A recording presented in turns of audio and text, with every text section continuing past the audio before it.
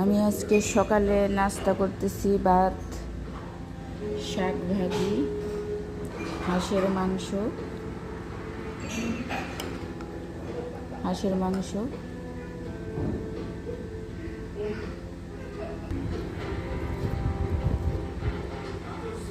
আমি খাচ্ছি শাক ভাজি দিয়ে, অনেক মজা।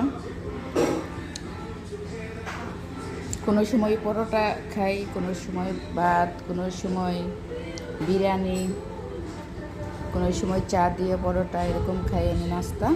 সব সময় এক সময় এক এক টাইপের নাস্তা খাই। হাঁস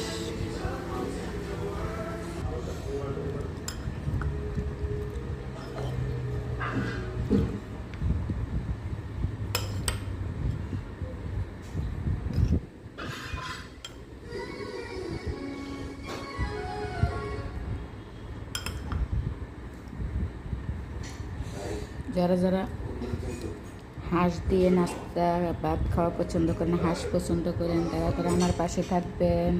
আসসালামু আলাইকুম, আল্লাহ হাফেজ সবাইকে।